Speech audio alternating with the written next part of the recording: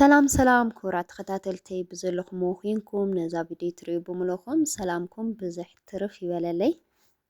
ነዛ ቻናለይ ሓደሽቲ ዝኾንኩም ሳብስክራይብ ብምግባር ቤተሰብ ኩኑ ነዛ ቪድዮ እውን ላይክ ብምግባር ጀምርዋ። ሎማዓንቲ ወርዓዊ በዓል ኣደና ቅድስት ድንግል ማርያም እዩ። ኣብፅሐኩም እግዚኣብሔር ኣምላኽ ኣብዚ ዓድና ዝሰምዑ ኣለና ነገራት ዝፍጠርሎ ነገራት ናብ ፅቡቅ ይቀይረና ታሪክና ይቀይረና። ያው ንሕና ምንም ክንገብር ኣይንኽእልን፣ ግን እግዚኣብሔር ነዞም መራሕትና ልቦና ሂቡ ናብ ሓደ ናብ ሰላም ናብ ዕርቂ ከም ዝመፁ ይግበሮም። ዓድና ሰላም ይግበረልና ፈጣሪ ናበልኩ። ያው ሎማዓንቲ በዓል እዩ። በዓል ብጣዕሚ ደስ ከም ዝብለኒ ከም ዝፈቲ በዓል ምክንያት ብምግባር እውን ነብሰይ ደስ ኣቢለያ ከም ዝውዕል ኣዕሊለኩም ነይረና። ሎማዓንቲ ከዓ በዓል ኣደና ቅድስት ድንግል ማርያም እዩ። ደገ ይወፅን ገዛኢ ክውዕል ዝኸውንና ምሳኻትኩም ቡና እናሰተኹ ክዕለኩም ንምንታይ ዘይዕልሎም ኮፍ ኢለ ሒዘልኩም መፅአ እኒአኹ እና ነዛ ቻናለይ ያው ሰብስክራይብ ናገበርኩም እስኪ 10,000 ከኣቲ ቀሪበ እኒአኹ። 10,000 ንኽኣቲ ዝተወሰኑ ሰባት እዮም ቀሪሙኒ። ሳብስክራይብ ዘይገበርኩም ዘለኹም ቪድዮ እናረአኹም ሳብስክራይብ ገበሩ። ሓንቲ ሰከንድ ጥራሕ እያ ንዓኻትኩም ትወስደኩም እና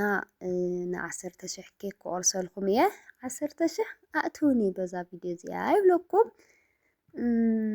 እና ሎም ቅነ ያው ኣብ መርዓታት የቐኒ ከምቲ ዝረአኹምዎ ጥሪ ተኻኣለትን ጥሪ ብዙሕ መርዓታት እኒኦ። ሎማዓንቲ እንኳን ብዙሕ መርዓ እኒኦ ኣይኸድኩን በይ ያው ጥሪ ኣመልዩ ኩሉ ግዜ ጉዳይ ኩሉ ግዜ መርዓ ገለ ኣይሰኣንን። ኣነ እውን ከምቲ ቪድዮታት ዝረአኹምዎ መርዓ የቐኒ ነይረና። ሓደ ሓደ ኣሕዋተይ ኣብ ኮሜንት ዝፅሕፍለይ ሕቶታት ኣሎና ክምልሰልኩም እስኪ ለእግረ መንገደይ። እቲ ግጥምሲ ናይ ባዕልኺ ድዩ ትብሉን ኣሕዋተይ ኣለኹምና። ኣነ ግጥሚ ናተይ ይኾነይ ብዙሕ እውን ኣብ ግጥሚ የለኹን ማለት እዩ። ግጥሚ እውን ክገጥም ሞኪረዮም ሓስዮዮምስ ኣይፈልጥ ማለት እዩ። ግጥሚ ክገጥም ኣይኮነንዋ ግጥሚ እናተገጠመ ተሰሚዐ ኳስ ኣሕልፍ እየ ዘብሎ በቃ እንታይ ከመይ ምዃኑማ ብዙሕ ኣይኮንኩን ኣብ ግጥምዋ እና ግጥሚ ናተይ ኣይኮነን። ዝፅሑፋት ዘንብቦ ካብ ዝመፀኒ ካብ በዓል ዋናታት እዮም ፅሒፎም ዝሰድዎ። ዝተኻኸል ነገር ምናልባት እንድሕር ደኣ ሃልይዎ ግን ኣስተኻኺለ እየ ዝፅሕፎ እምበር ኣነ ኣይኮንኩን ዝገጥሞን ማለት ዝኣክል እዩ። ካብኡ ከዓ ትማሊ እዛ ስእልታት እዚ ዝስጦታ ዝህቦ ስእሊ 550 ይሽወጥ ኢለኩም ነይረ። ግን ብጣዕሚ ዝድብረካ እቲ ናይ ዕዳጋ ነገር ማታይ መሲልኩም ኣብ ግዜ ናብ ግዜ ስዋግኡስ ይቀያየር ኣብ ሓደ ዘይቆም። ኣብ ዝሓለፈ ፈርግታት እዚ ወይ ከዓ ኩታ ፈርጊ ዝበሃልዋ እዚ ፈርግስ 6,000 ኢሉኒ ነይሩሲ ኣጋጣሚ እዞም ኣሕዋተይ ገንዘብ ምስ ለኣኹስ 7,000 እዩ ከዓ ኢሉኒ። ክልተ ግዜ ዛሪቡንስ ደቢሩኒ ብጣዕሚ ዋኢ ያው እቲ ዕዳጋ ስቕ ኢሉ ይቀያየር። ካብኡ ደጊመ መሊሰ ክዛረባስ ከምዚ ካሊእ ይመስለካ እና ዝቆልዓ ያው ምስ ቆልዓ ብዙሕ እንትን ከይበልና ንሱ ከሲሩ 6,000 ሂቡኒ ማለት እዩና። ከምዚ ዓይነት ነገራት ይፍጠር እዩ። ከምኡ እውን እዚ ስእሊ ዝብለኩም ለኹ 550 ኢለኩም ነበርኩ ትማሊ ሎሚ ጠየቐ ከዓ 600 ኮይኑ ወሲኹ እዩ ማለት እዩ። ኣነ ብዙሕ ግዜ እንታይ ኢለኒ መሲልኩም ዝኾነ ነገር ክሓብእ ወይ ዘይኮነ ነገር ክዛረብ ኣይፎቲ ሕሊናይ እውን ኣይፈቅደለይ ብጣዕሚ ይለቐፈኒ። እንታይ ኢሉኒ ሓደ ሓደ ሰባት እዚ ዝኾነ ሰዓትስ ሞባይላት ያው ከም ዘብፅሕ ነጊረኩም ነይረና ናይ ሰብ ሞባይል ይእዘዝ የብፅሕ እየ። ሕዚ ከብፅሕ እናሃለኹ እንታይ ይገብር መሲልኩም እታ ትክክለኛ ዋጋ እየ ዝናገረዋ። ዝኾነት ሓፍተይስ ከድክ ናብዚ ዳ ሞባይል ሲ ዋጋ ጠይቕለይ ከምዚ ዝበለት ከ ትብለኒ። ኣብኡ ከይደስ ጠይቕ ኣቢለዮ ንዝዳ ሞባይል ኣብኡስ ትክክለኛ ዋጋ ተናጊረያ ማለት እዩ። ዋ እንታይ ዳ ትገብርለኺ ኢሉኒ። እንታይ ገይረ ዲ እንታይ ደኣ እሞ ትክክል ትነግረያ ኣለኺ ገለ ይብሉኒ። ዋ ግድን ትክክል ክነግራ እንታይ ደኣ እሞ ኢለዮ። ዋ እንታይ ደኣ እሞ ክተትርፊ ከምኡ ዶ ይግበር እዩ ምናምን ከምኡ ይብለካ ሰብ ማለት እዩ። ካብኡ ዋላ ኣብዚ ፈርግታት ገለ ዋላ ኣብዚ ስእልታት ከብፅሕ እናሃለኹ ንባዕሉስ ናባጃጅ ተትርፍኪ ምናምን ይብለካ ሰብ ማለት እዩ እንታይ ናባጃጅ ክትርፍ ብትክክለኛ ዋግኡ ክኢል ትዛረቦም ገለ ይብሎም ማለት እዩና ብዙሕ ሰብ ከምዚ ዘታርፍ ካብዚ ኣቑሑት ምናምን ኢሉ መስሎ ግን ኣነ ዋላ ኮምፎርት ይኹን ዋላ ኮቦርታ ይኹን ዝኾነ ይኹን ዓይነት ኣቕሓ ብዘየገድስ ታዋጋኣ ትክክለኛ እየ ዝዛረብ ማለት እዩ ዋላ ሓንቲ ቅርሺ ትኹንሲ ካብታ ዝበሉኒ ወሲኻ ኣይዛረብን ከነጭራሹ ማለት እዩ ሕሊናይ እውን ኣይፈቅደለይ ግን ናይ ድኻመይ ከም ዘለዎ ኮይኑ ናይ ኣቑሑት ዋጋ ግን ኣይውስኽ ኣይቅንስ ታዝበሉኒ እየ ዝዛረብ ማለት እዩ ያው ኩሉ ግዜ ክዕለኩም ይብል እሞ ኣጋጣሚ እናረሳሕክዎ እምበር ምናልባት ኣቑሑት ሓደ ሓደ ኣቑሑታት እውን ዘብፅሖ ስለ ዘሎስ ከምኡ ዓይነት ነገር ዝገብር ከይመስለኩም ኢለ ማለት ክሪኦ እናሃለኹ እቲ ሰብሲ ካብዚ ኣቑሑትስ ዘታርፍ እዩ ዝመስሎ ማለት እዩ እና ያው ትዕዳጋ በብወቅቱ ይቀያየር ዳኣ እዩ ዋጋ ወሲኹ ገለ ዝብለኩም እምበር ከምዚ ከታርፍ ወይ ገለ ደልየስ ኣይኮንኩን እዚኣ በዚ ኣጋጣሚ ክትፈልጡለይ ስለ ዝደለኹ እየ ማለት እዩ ኣብዚ ያው ቡና ይናሰትኹ እየ ሎማዓንቲ ሕምባሻ የለን ቁርሲ ቡና ኩሉ ግዜ መርዓ የለን እንዲል ይበሃል ኣብ ደገ እናሃለኹ ቡና ምስ ብስኩት እየ ዝፈቱ ነይረ ጥራሓ ቡና ብዘይ ስኮር ምስ ብስኩት ወይ ከዓ ምስ ኬክ እየ ዝፈቱ ነይረ ኣብዚ መፂና ከዓነ ናብ ሽኮርና ተመሊስና እምበር ያው ቡና ተኮይና በቃ ብዘይ ሽኮር እያ ደስ ትብለኒ ነይራ ምስ ብስኩት እዚ ግን ናንዚ ትሪእዎ ኣለኹም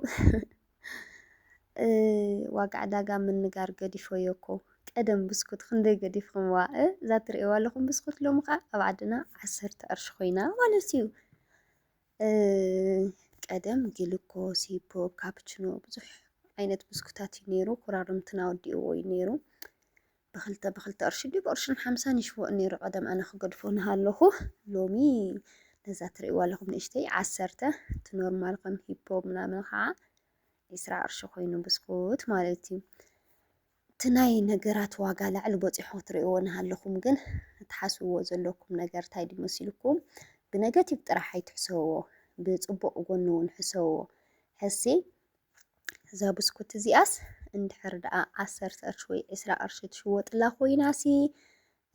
ኣነ ድንኳን ተውፅየ ወይ ኣነ ዝኾነ ነገር ተኸፊተ ከዓስ ክንድኡ ይኸደሎ የሎ ክንድኡ ይሸጠሎ ኢልኩም ትሓስቡ ኣለኩም እምበር ብምንታይ ክንገዝኦ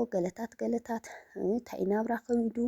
ዓድና ኣይንመፅን ዓድና ከምዚ እዩ ገለ ይትበሉ ቡና ተኸበረ ቡና እንድሕር ደኣ ትሸጡ ኮይንኩም ይኸው ነዛ ፍንጃል እዚኣ ሕዚ 25 ቅርሺ እያ ትሽወጥ ማለት እዩ ኣነ ንባዕሉ እዚ ሓደ ሓደ ግዜ ቡና ይሸጥ እየ ነዛ ፍንጃል እዚኣ 25 14 እኒኦ 3 እኒኦ ቡና ብኣንፃር ከዓ ትሸጦ እናሃለኻ ፅቡቅ ኢኻ ትሸጦ ማለት እዩ ዋናው ኮፍ ክትብል የብልኻን ትኑሮ ዓድና ሕዚ ንክትሰርሕ እዩ ዝደፋፍአካ እምበር ንዝሰርሕ ሰብሲ ያን ያክል ከምቲ ተሓስብዎ ኑሮ ከቢድ ኣይኮነን ማለት እዩ በርግጥ ቀሊል ኑሮ የለን ግድን እዩ ክትሰርሕ ግድን እዩ ፀፋዕፋዕ ክትብል እንድሕር ደኣ ከምኡ ኢልካ ግን ኣመና ስላቢና ክንኣቲ ላቢና ክንከድ ኑሮ በርቲዑ ዝዲና ክንነብር ምናምን ኢልኩም ኣይትጨነቁን ማለት ዝኣክል እዩ ተሰሪሕካ ይንበር እዩ ዞም ሓተይ እቲ ናይ ዓድና ሰላም ጥራሕ ደኣ ሰላም ይግበረልና ፈጣሪ እግዚኣብሄር ብእውነት ሓደ ሓደ ግዜስ በቃ እንድዒው ዝዓዲ ምፍጣርካ ክሳዕ ትፀልኦ ግዜ ኢለብፅሐካ እንታይ ዓይነት በቃ ቅድሚ ሕዚ ዝፈሰሰ ደም ከይኣክል ቅድሚ ሕዚ ዝጠፍአ መንእሰይ ከይኣክል ሲ ሕዚ ትዳግም በቃ እንድዒ እቲ ናይ መርድእ ግዜ ሰብ ዘይዝክር በቃ ኣብዚ መርድእ ግዜ ሲ ኣብዚ ዝተወሰኑ ሰባት ተረኪበ ነይረ ሲ ዝስምዐካ ስሜትን ሽዑ ማርያምን ክነግረኩም ይኽእልን ክንደይ ሸዳውና ኣሕዋትና ክንደይ ንምንታይ በቃ ጥንቅር ኢሉ ዘይመቐረየ ንምንታዮም በረኻ ዝወፁ ንምንታይ ከምዚ ኮይኖም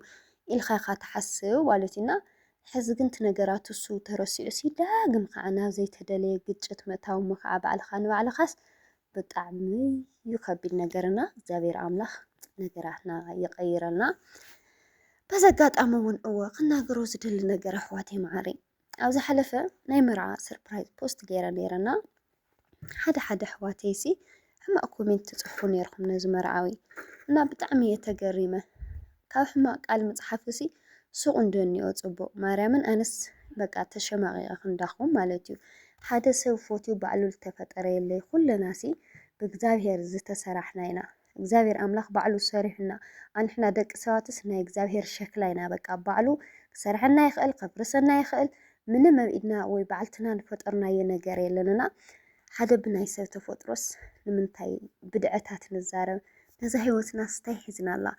ሎሚ እኮ ሙሉእ መልክዕ ክህልወና ይኽእል ሙሉእ ዓይነ ብርኪ ሙሉእ ቁንጅና ክህልወና ይኽእል ጽባሕ ንግሆ ግን ብዝኾነ ኣጋጣሚ ሓደ ዓይንና ንድሕሪት ወይ ከዓ ሓደ እዝንና ንቅድሚት ሓደ በቃ ብቻስ ዘይገጥም ነገርስ የለንና ሕማቅ ቃልሲ ሓደ መዓልቲ ንዘራእኻዮ ኢኻ ትዓጽድና ኣብ ሰማት ሕማቅ ቃል ትዝርኦ በይዛኹም ኣንሕና ካብ አንደበትና ክነውፅና ሃለና ምንም ኣይመስለናን ነቲ ሰብ ከይዱ ግን ሕማቅ ነገር ይስምዖ እሞ ከዓ ባዕሉ ብዘይፈጠሮ ነገር ማለት እዩ እና ኣሕዋተይ ማዕረይ ኧረ ብጣዕሚ ሕማቅ ቃላት ኣይትዛረቡ ክንደይ መንእሰይ ህዚ በቲ ዝሓለፈ ኩናት ኣካላቱ ዝተጣመመ ዝኾነ ክኸድስ ድልድል ገይሩ ዘይረግፅ ሓንከስ ዝብል ብዙሕ ጎደለታት እዩ ዘሎና ምክንያቱ ከይተረዳእኹም ኣይኮነ እንደዝኾነ ምክንያት ሃልይዎሲ ብዘይ ምክንያት ኳኹም ኢሉ ተፈጥራዊ እግዚኣብሔር ብዝሃቦ ነገርስ ሕማቅ ቃላትስ ተነይ ንዛረብ ኣንሕና ስታይ ሒዝናላ ፈሪሓ ኣምላኽ ይብልኩም ኣሕዋተይ ንምንታይ ሕማቅ ቃላት ትዛረቡ እንዴ እዚ መልክዕና እኮ ረጋፊ እዩ ፅባሕ ንግሆ እኮ ዝኾነ ቦታ ወዲቕና ገፅና ንባዕሉ ንክትሪኦ ዘፅልእ ክኾን እዩ ንሰብ ይኹነ ይዋ ባዕልኻ ክትሪኦስ ዘፅልአካ ነይሩ እኳ ዝተስእነሉ ግዜም ክመፅእ ይኽእል እዩ እና ኣሕዋተይ ማዕረይ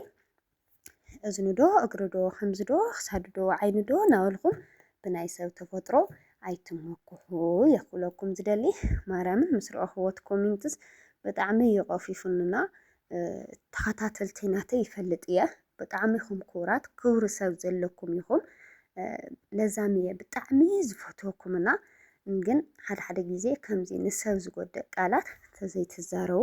ጽቡቕ እዩ ዞም ሓተይ ማለት እዩና ኣብ ባዕልኩም ጌርኩም ሕሰቡ ሓደ ግዜ ሲ ሓደ ኣሎ በቃ ስቑሉ ከምዚ ፖዚቲቭ ቲንከር ዝኾነ ሰብማ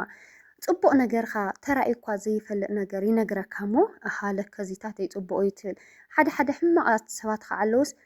እስኻ ርኢኻዮ ዘይትፈልጥ ጎደሎ ይውፅኡልካ ዘየለ ነገር ይውፅኡልካ ሞ ሕማቅ ቃላት ይዘርኡልካ ይጎድኡኻ ማለት እዩ እና ተተኻኢሉናሲ ናይቲ ሰብ ጽቡቕ ጎኒ ናውፃና ጽቡቕነቱ ክርአዮ ደኣ እምበ ሕማቅ ጎኑ ናውፃና ንኣለሽና ነቲ ሰብ ምጉዳእ ትርጉም የብሉን ካብኡ ከዓስ ክንደይ ጽቡቕ ነገራት ነይሩ መርዓት ብጣዕሚ ያሽኮር መርዓ እውን ቆንጆ እዩ ነይሩ ናታ መርዓት ቆንጅና ደኣ ተኮንኩም ዘይገለጽኩም ብቻ እንደይ ኣእምሮናስ ላብ ሕማቅ ነገር ኣይንምርሓዮ ጽቡቕ ይርአየና ማለት እዩ ዝመሓተይ ዝረሎ ማዓንቲ ዝነበረና ቪድዮ ነዚ ይመስል ዘረባ ኣብዚሕልኩም ይመስለኒ ብኻሊእ ቪድዮ ክሳዕ ንራኸብ ያው ቅድሚኡ ግን ክብለኩም ዝደሊ ኣሕዋተይ ናይ መርዓ ፕሮግራም ተሃልይኩም ያው ከይደ ዝኣዘዝኩምኒ ከብፅሐልኩም እየ ናይቲ ዋጋ ምቅያር ከም ዘሎ ክትኣምኑ ኣለኩም ካልኣይ ነገር ከዓ ጉዳይኹም ገና ናሃለየ ኣዝዙ ደውሉ ማለት እዩ ካብኡ ከዓ ኣነ ገንዘብ ከይተቐበልኩ ምንም ነገር ክእዝዝ ኣይክእልን ምክንያቱ ሰብ ሓሳቡ ዝቕይር ሰብ ስለ ዘሎ ገንዘብ ናብ ኣካውንተይ ከይኣተየ ምንም ነገር ኣይእዝዝን ማለት እዩ እና ናቐዲምካ ንክትእዝዝ ኣቐዲምካ ንክትዘጋጀ ኣቐዲምኩም ደውሉ ቅድሚ ትመርዓኹም ማለት እዩ ሎማዓንቲ ነበረን ቪድዮ ነዚ ይመስል ረኣይናኹም